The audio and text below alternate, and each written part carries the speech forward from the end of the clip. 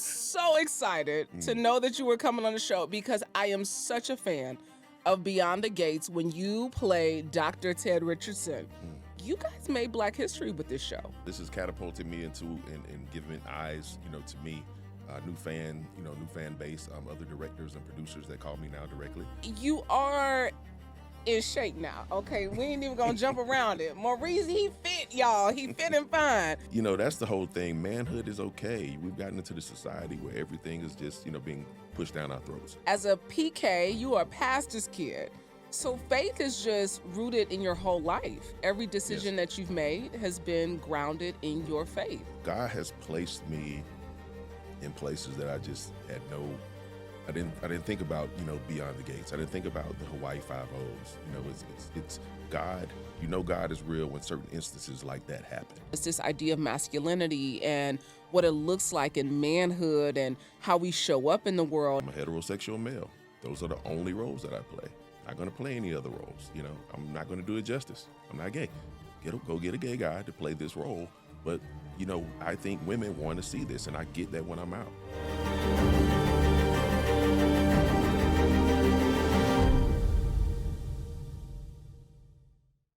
Welcome to Vaughn and Powers Talks, where we don't just scratch the surface, we dive deep into the lives of some of the world's most influential change makers. I'm your host, Brandi Harvey. Now, y'all, if y'all was looking for 90s fine, baby, he is here in the building. Maurice Johnson has built a career rooted in purpose, presence, and pure talent. A former scholar-athlete turned actor, producer, and stuntman. He's appeared in more than 70 film and television projects, from Hawaii 5-0, Good Girls, to Chicago Fire. In 2025, Maurice made history as Dr. Ted Richardson on CBS Beyond the Gates, the first Black-led hour-long daytime drama in 25 years, redefining what strength and sensuality look like on daytime television. Off-screen, Maurice pours into his community through mentorship, philanthropy, and brotherhood in Omega Psi Phi Fraternity Incorporated, using his platform to empower young men and champion purpose over popularity. Vaughn and Powers Talks welcome actor, producer, stuntman, and history maker Maurice Johnson to the show. Yes. Oh, come on, Dr. So Ted. happy to be here. So happy. Listen, to be here. he's in the building, y'all. Come on, Teddy Weddy. Teddy Weddy. No turtlenecks today. Listen, I was so excited to know that you were coming on the show because I am such a fan of Beyond the Gates when you play Dr. Ted Richardson. Thank you. I mean, you was fine on that show, baby. Every week, honey, dressed down. And we were talking about your role on the show and how important it was, how impactful it was. But really, you guys made Black history with this show. Yeah, Black history, and just so proud to be amongst, the core cast, that was initially just casted. And it changed our lives. It changed our world. And finally, I think our culture had something to look forward to. Yeah. People were watching TV and, hey, I got to be tuned in at 2 o'clock, and so it was just, amazing. The fans, that I see all around when I'm in the airport. At the Essence Festival this year, it was crazy, when you jump off the stage and taking 1,000 pictures. But just seeing that is humbling. Yeah. And I'm just glad that, God chose me for this opportunity and this time.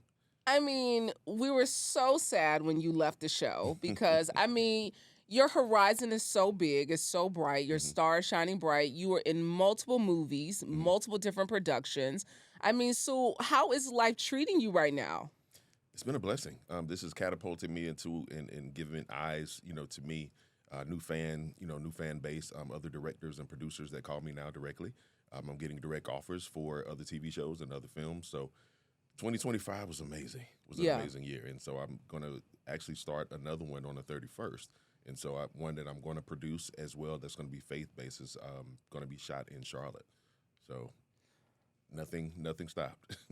Faith-based, you grew up in Augusta, Georgia. That's right. As a PK, you are a pastor's kid. So faith is just rooted in your whole life. Every decision that you've made has been grounded in your faith. Well, we were taught early on, God is going to order your steps, and that's what we ask for. That's what we pray for. I keep my head down. I chop wood. And pray, and then those things just manifest itself. God has placed me in places that I just had I didn't think about, Beyond the Gates. I didn't think about the Hawaii Five-O's. It's God. God is real when certain instances like that happen. When it was supposed to be for somebody else. It was written for somebody else. You weren't in the right place at the right time. You didn't audition for it, right? And God has made it all happen. Placed me in front of the right men at the right time. Yeah. I mean, we got to go back. Before I get into the Hawaii Five-0 and how Beyond the Gates even came to be, you were this athlete. You played football at Albany State. Albany, the HBCU. That's right. Here in Georgia. And you were a scholar, an athlete, and you said, I was looking for some easy classes. And so that's what got you in the theater, because you was looking for some easy classes. And you found the love of your life. That's right. In acting. Yeah.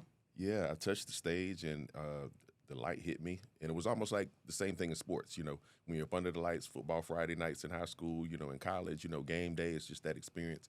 Hitting the stage is the same thing for me. So I look at everything like sports. And so when I hit the stage and the crowd was just going crazy, I was like, oh, this is it. Yeah. So it's that rush, it's that rush. And then also just embodying that character, and you just see how you affect people.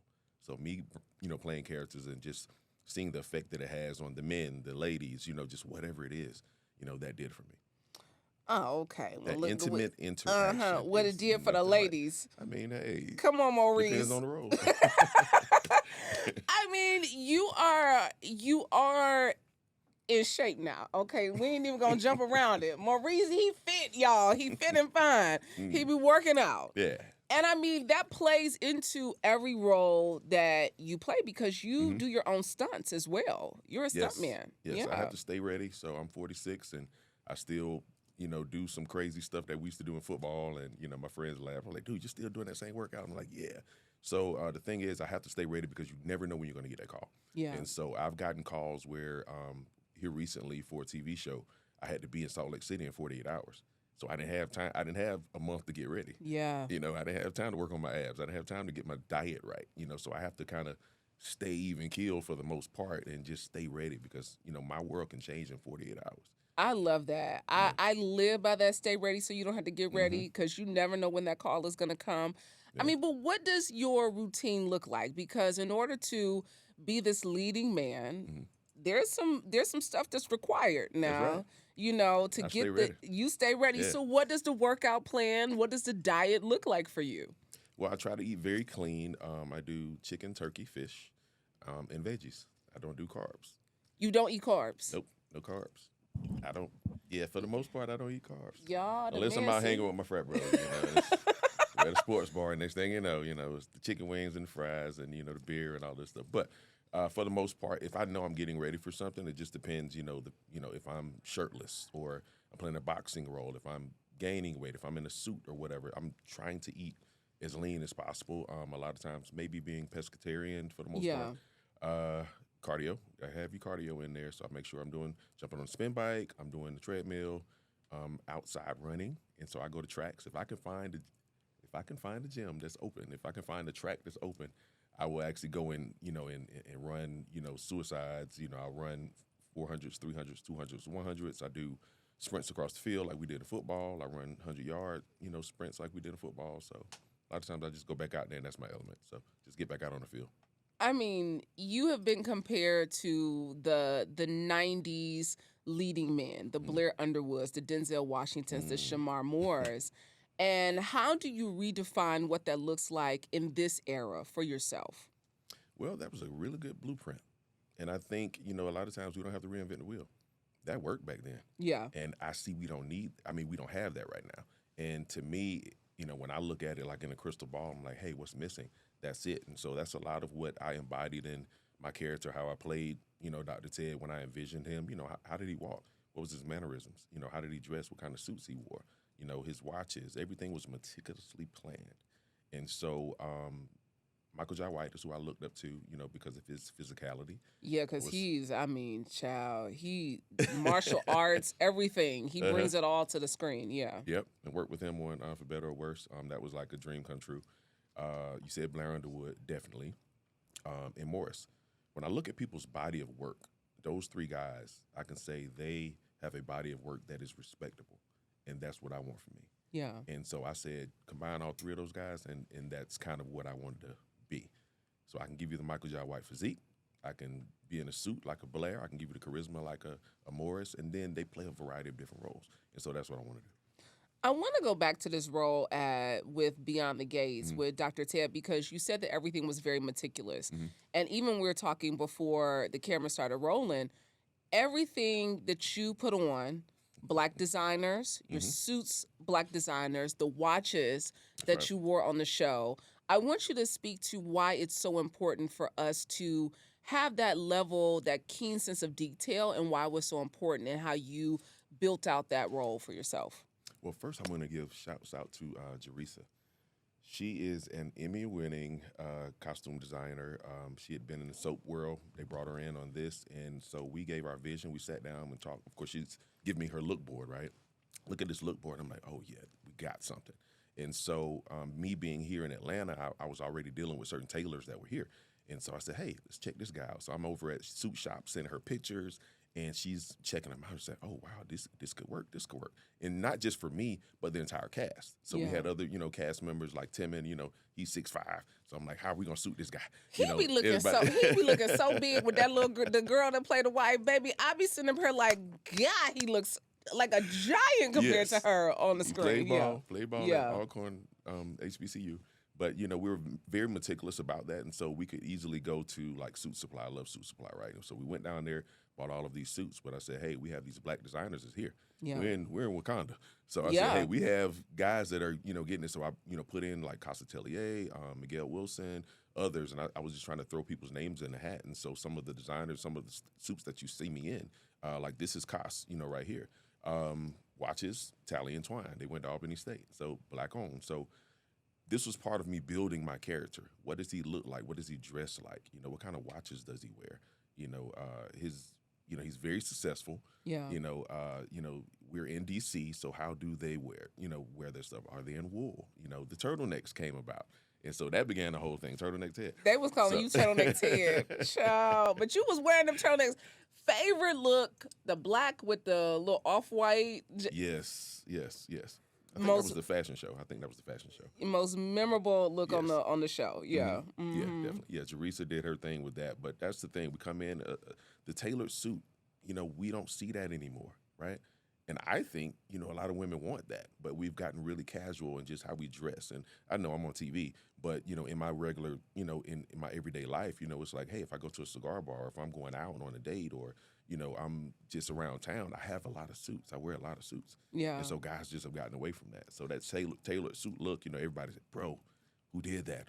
Where did you get that from? Man, I love that look on that episode. Where did that come from? So I knew people would be watching and paying attention. So. Oh, yeah, because the cast was fly. Oh, yeah. The cast of Beyond the Gates. I mean, my mom and I are like, I was telling you, I'm snapping pictures of it, like dropping it on, like, can I find her earrings? Where can I find that jewelry? Where can I find the dress?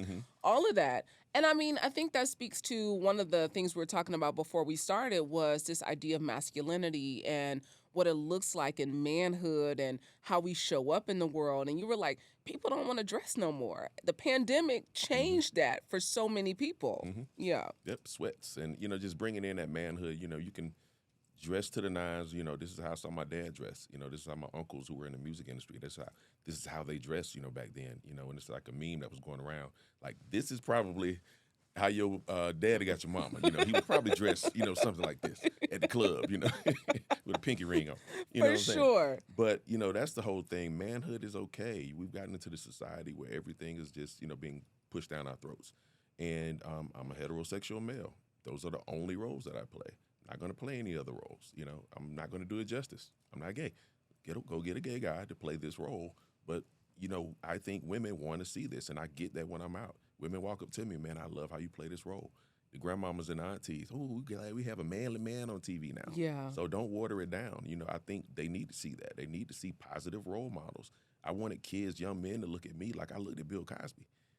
I knew HBCUs because of all of the HBCUs that he wore every single episode. Yeah.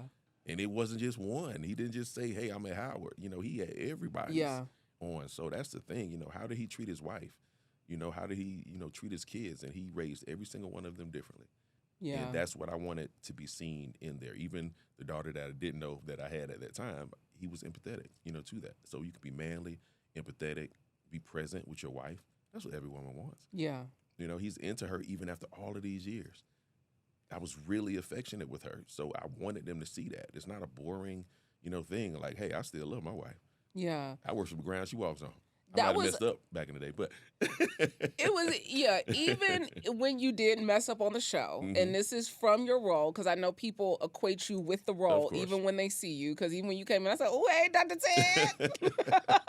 So I know people equate you with that, and it's hard for actors to kind of jump that hurdle. But I want to go back to something that you said, because even though you are an actor, you've been doing this, your roots are in theater, Mhm. you said something. You said you won't play a homosexual role. Mhm.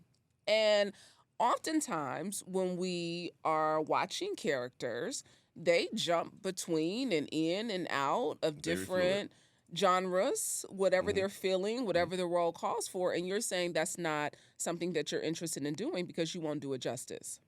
Not at all. Not at all. I wanted to be if a gay guy saw me play this role, he's gonna be like, he's not doing it right. It's because I'm not. That's I'm gonna give you. Dr. Ted is me. Yeah. What you saw on TV, this is me. It's We me. love that. Yeah, and so that's the thing. I want you to do it justice. I want it to be believable. It's not going to be believable for me. And that's the thing. We have to, stand our ground, in the roles that we take, as we make this ascent, and a lot of times, it may be a lot of opportunities that have been missed out on, but, you have to stay true to yourself. So that goes back to my Augusta upbringing, what my dad poured into me, what my parents poured into me. I have a nephew.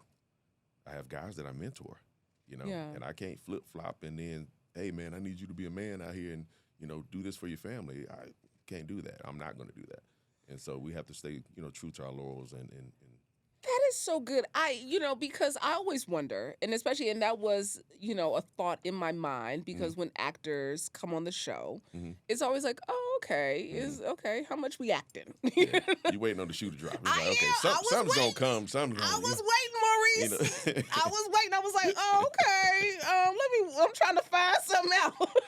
You're not going to see me in bed with a man. No, that was not going to come in episode 200. No. Okay. That is so good, because I think too, there are so many, and especially as Black women, they fall in love with the characters, right? They fall in love with this idea. They fall in love with the fantasy of it all.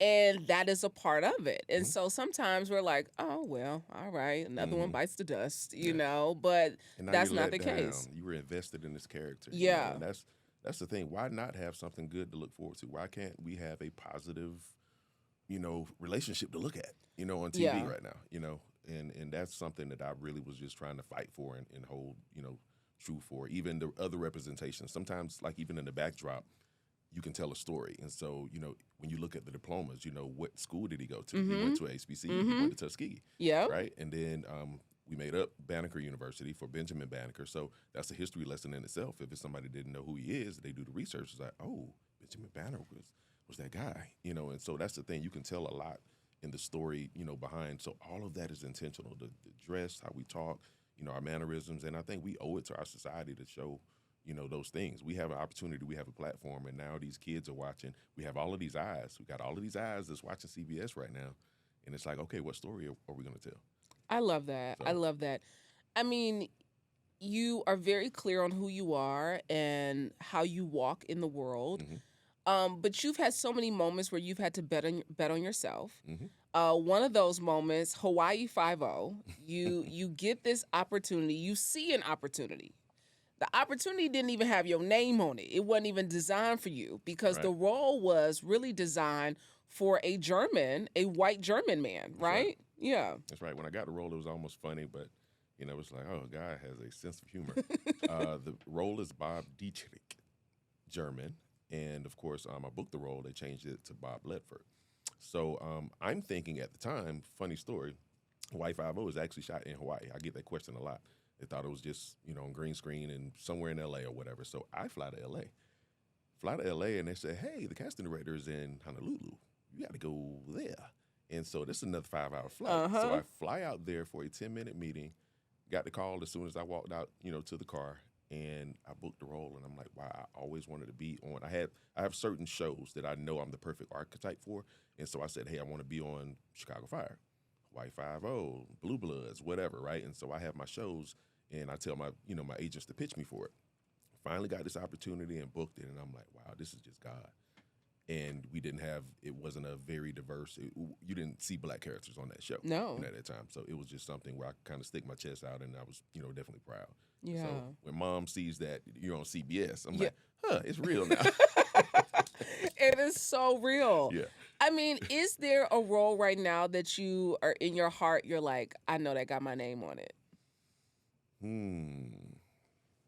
It's 2 shows that I just told my agents that I really want them to pitch me for right now, since one came around, but I was shooting. I was actually in the middle of shooting in January. This must have been January when we were actually shooting, and then it came right back around. They're going to shoot again. So I'm not going to say the name of the show, but I have my Archetype shows. I know which characters I'm going to play, and it's a wide variety of them. But it's the same archetype. And what's a lot that? of the time. So it's the man with gravitas, and he's stoic, in a lot of his demeanor. It's a wide variety. I'm doing faith-based. I'm doing action. Yeah. All of these but it's still some of the same characters and some of the same nuances are actually in there. And one is actually faith-based because I want to do more faith-based, opportunities. So one, I'm going to start, it's God's Green Earth. We're going to do that in Charlotte. I actually have another film. Well, it was a film. It's now a TV show. It's called Homestead, the series. Yeah. So I'm on that. So we shot that in Salt Lake City. So I just finished that, and that's going to air before the year ends. It's in November or December when that's going to air. And so I have 2 other projects that I'm working on too that's faith-based. And so I prayed to God. That's what I want him to use my instrument, for his good. And so that's one of the genres that I hadn't really delved into a lot. And so I have that, a couple Christmas films as well. So of course, you give me Christmas films. Hallmark, some little sleepy town with the great with the main street and chopping down a tree. Yeah, lumberjack, no shirt on, and I listen. Whatever. You said it. Listen. I'm just trying to, I'm trying to keep it PG right now. Yeah. PG, Maurice, PG. I'm trying to keep it PG. Listen, I could go there, but I don't want to, But I mean, when you talk about the faith, in your life, and off camera, we talked about how you are single, you don't have any children, you're a great uncle. You're a great uncle. You're the fun uncle. Listen, you're the fun uncle. But a part of that is you eventually wanting to have a family of your own. Of course, to build with, to grow, travel the world, have fun with, and of course the kids are, byproduct of that. But it's about that union. So yeah, that's something I'm definitely wanting to manifest. Manifest? Yes, yeah. Manifest. Do you think it's hard with your career and all the things, the traveling and being on set and spending a lot of time and working and producing? Is that a little more difficult in this season of your life? I think it is. That's something that's very hard for most people to wrap their minds around. So, if you work a 9 to 5, that's very predictable. This person's going to be home at a certain time every single day. Me, I can get called out and be working somewhere for 2 or 3 weeks, but you have to do what you have to do in relationships. Yeah. So I don't care what it is, that person just has to be down for you, no matter what profession you choose. Now, some may not like the profession I'm in because sometimes it kind of exposes some things, and so, if they don't have a, thick skin or, if they really don't have that self-esteem that they claim to have, sometimes it can kind of challenge that. But you just have to be secure and actually trust. Everything is built on trust. What do you think it exposes in relationship? Sometimes because you're, getting a certain amount of attention or in certain things, you've been, sometimes, some of the fans can get a little obnoxious. So, sometimes that can be something taxing on, your significant other if you're out to eat or, you're out, you just at a concert and then now you're taking all these pictures and doing all these things and somebody said something out of the way and just out of pocket. Yeah. So sometimes it can be disrespectful, but other than that, you just have to be secure in who you are.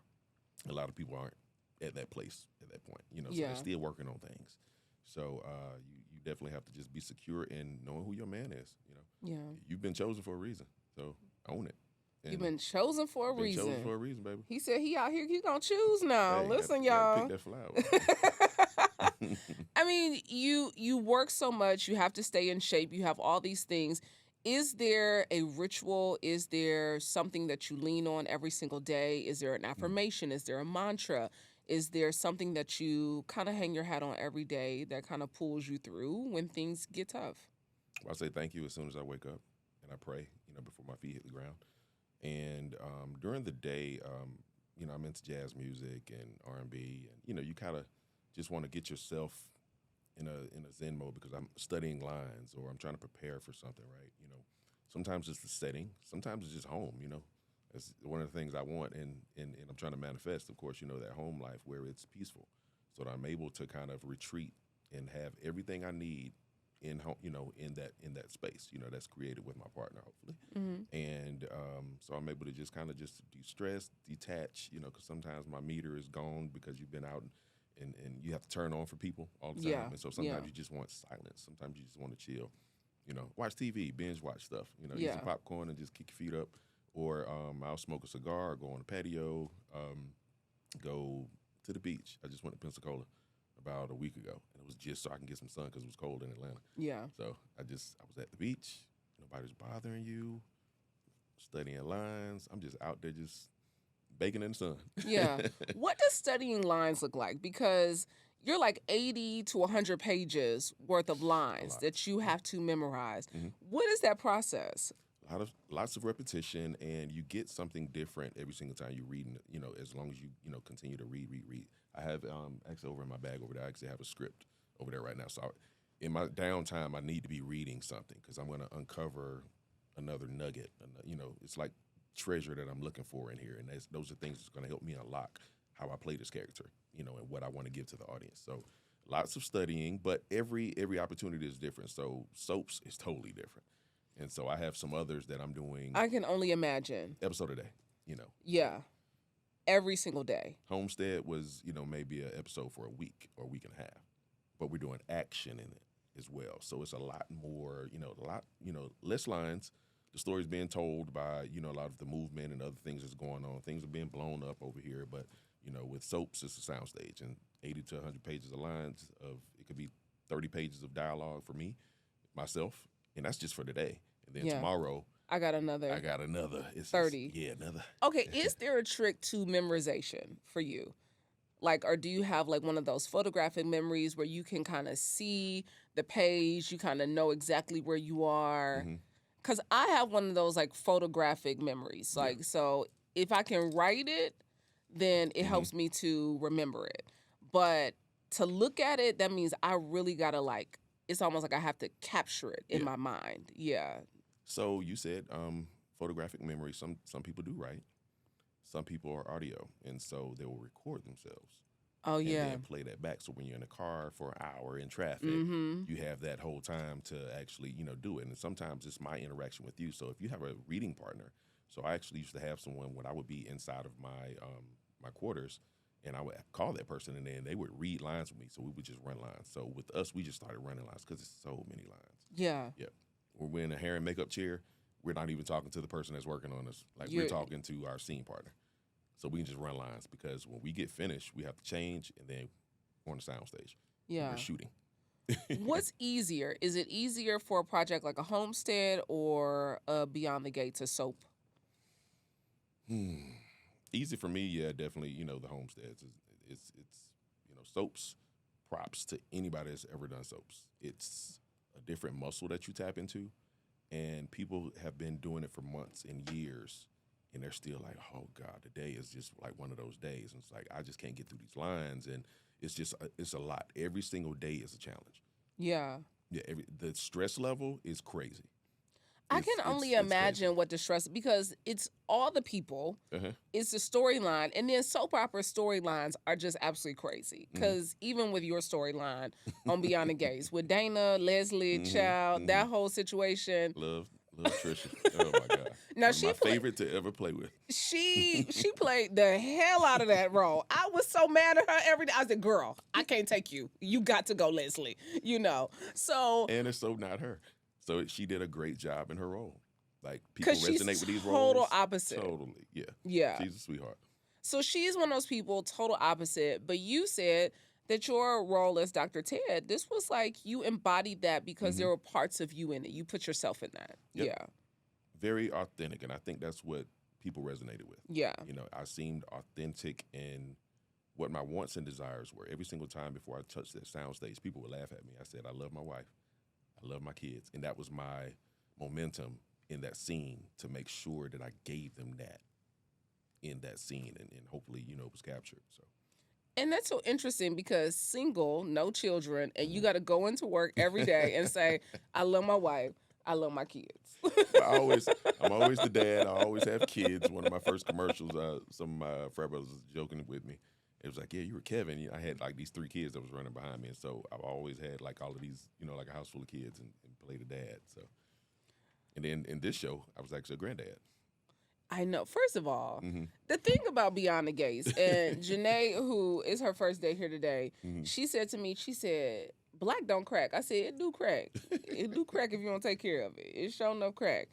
But when you look at a cast like that, you be like, everybody's beautiful. Everybody look like they the same age. Yeah, everybody looks good. Yeah. Your kids look like they could be your siblings. Yeah, so for sure. Y'all definitely got that part down. What are you looking forward to in this season of your life with the projects that because you had Operation Aunties, you have all these different movies that you're doing that really have a lot of underlying messaging because even with Operation Auntie, this was a movie that was fun and it was techie and it was, had these really funny moments with Tisha Campbell and Wendy Raquel Robinson was the director of that. And you have these moments, but then there's some serious undertones because it brings in the idea of sex trafficking. Yep, human trafficking is very big, and so this has kind of become my platform here lately. And maybe my calling. I prayed about it. Touchy situation. Nobody wants to talk about it. And so I got, asked for an appearance. And so I went to this place, they played the film, and I sat there and just was a film watcher. I'm a fan right now, and I'm like, wow. And I forgot a lot of these things happen because I shoot my scenes, and you don't know how they're going to, put it together, the movie together. Yeah. And I'm like, wow, this is big. We have to push this. And so the movie has done well, but, the audience that needs to hear it has been like on college campuses. And so I get, I'm getting calls now to come to college campuses and show this film. And then we began the conversations. So that's important to me. Begin the conversations. People don't want to talk about it. And a lot of stuff is happening right around our girls. And so me not having a child, maybe I could say, hey, it's not in my world, never impacted me, but I look at my nieces, look at my nephew. And so it's not just happening to women, it's happening to young boys, absolutely. And even older people. Adults. Yeah. It's happening. Nursing homes. Like it's a wide variety of, and it's not just, over in DR or in these other places that we hear about. It's right here. It's happening right here. Yeah. And especially in Atlanta. Big places and port cities, coming up from Savannah and Augusta and big sporting events. Like we have FIFA coming in, so it's gonna be crazy.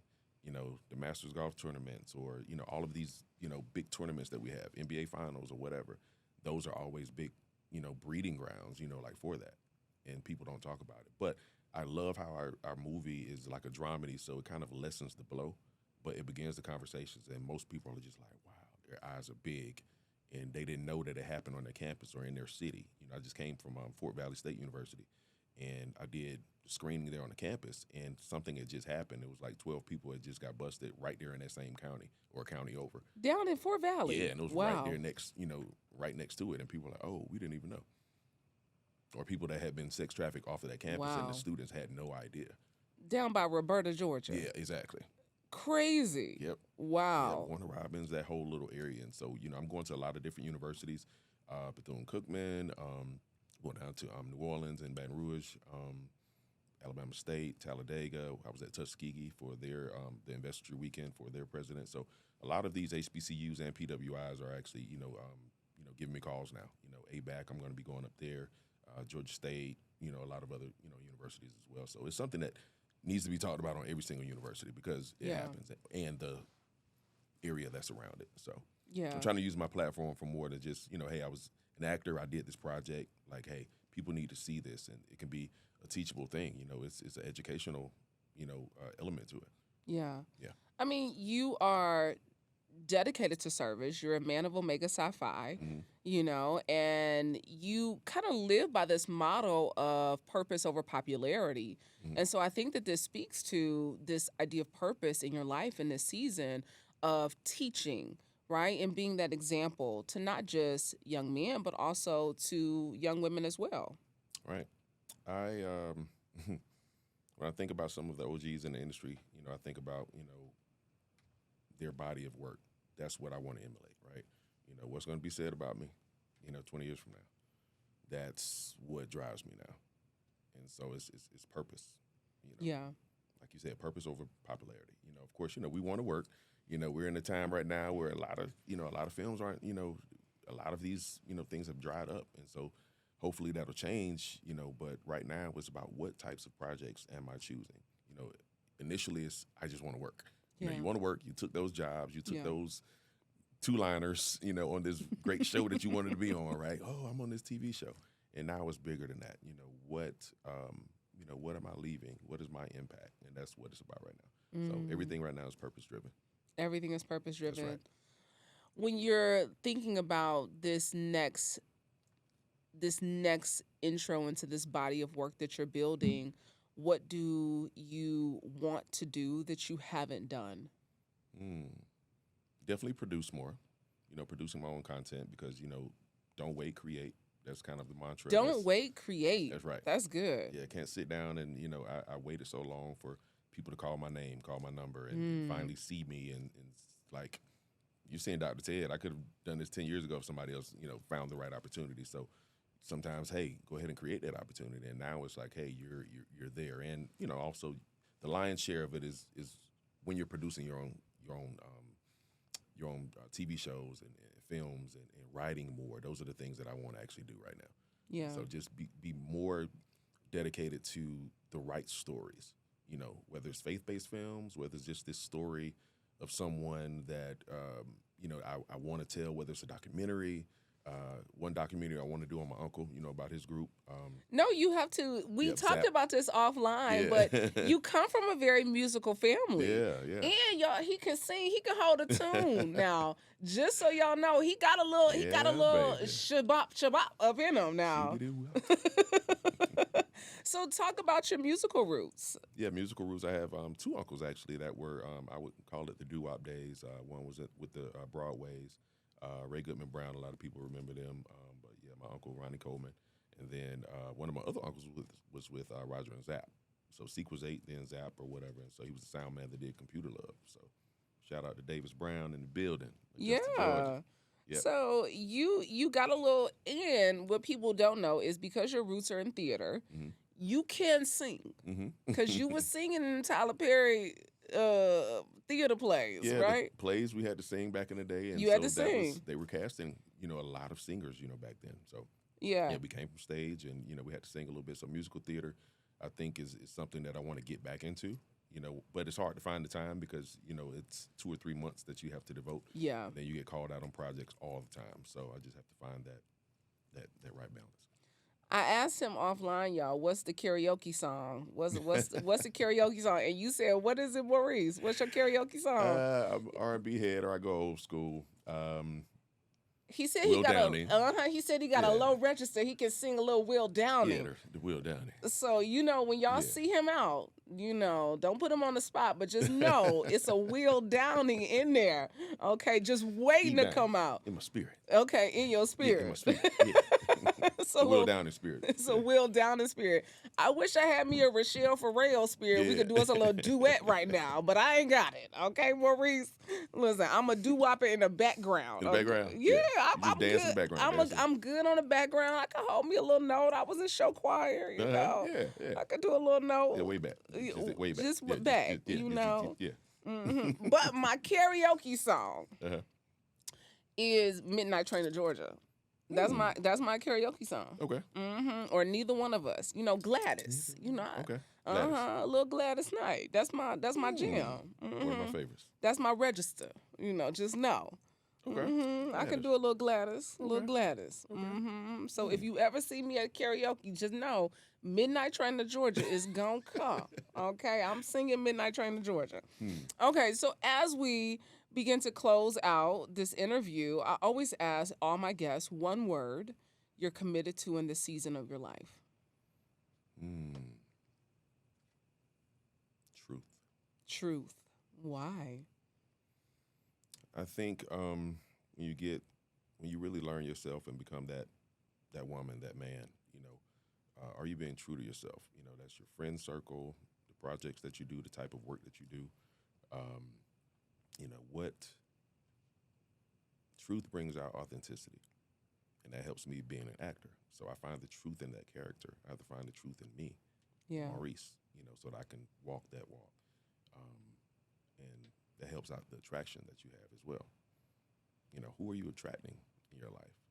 Being truthful, being authentic, all of that will register, and I think everything will manifest itself. I'm really an organic person. Like, I don't, like social media is weird, for me. Like, I like to meet somebody and like, oh, I feel them. Yeah. When I walk into a room, people feel me. Yeah. They feel my presence. When I leave that room, they know I'm not there anymore. Yeah. And so what impact, those are the type people that I like to, what did I feel from you? What's your spirit? You can't get that over social media. Yeah. You can't get that on I don't know, people on dating apps or whatever. Like, I'm an authentic, like, I meet you, I met this great person, out and had this wonderful conversation and we connected, what's your emotional, register? Like, it's just, those are the things that I look for. So just the truth in a person. So they are not going to find you on the dating apps because they're going to be looking for you. App. You're not on the apps. He is not on the apps, y'all. So don't go looking for him. I'm not on the dating app. Over on Tinder. Yeah, ain't no Tinder. I said I'm going to check Tinder out, though. Let me see what's you might have to. I have never done it. Yeah. Like, Maurice, I have done, like... I can't tell you 5 dating apps. I can't tell you. I have done a dating app before. I never last more than a week. Because it just gets too weird, Maurice. Like, then people be popping up who saw me on a dating app pop up in my DMs talking about, hey, I said, all hell, delete, abort the mission, okay? It's a lie. I can't. I just can't keep up. Yeah, I couldn't. So I can't keep up with DMs. I definitely probably can't keep up with that. You can't. Well, they gonna be in your DMs, Maurice. You already know that. They be in your DMs. I see DMs from 3 years ago. I'm like, oh, that was another bucket that I was supposed to click on. So, yeah. Just know, ladies, you're going to have to meet him in person, okay? He will choose out in person, okay? So just know that. Don't slide in that man's DM. I like real interactions. Yeah. And just, that's the thing. Just organic, man. Just, organic flow. Organic flow. Yeah. Committed to truth in this season of your life. That's right. Maurice Johnson, it has been a pleasure to have you on the show. I look forward to all the new projects that are coming out, that we get to see your amazing talent and your handsome face. So thank you so much for joining us. Vault and Power Talks, another good one for the books. Be sure to share this with someone who needs a little more truth in their life. Until next time, I'm your girl, Brandi Harvey. Eat well, give a damn, move your body every single day. Peace.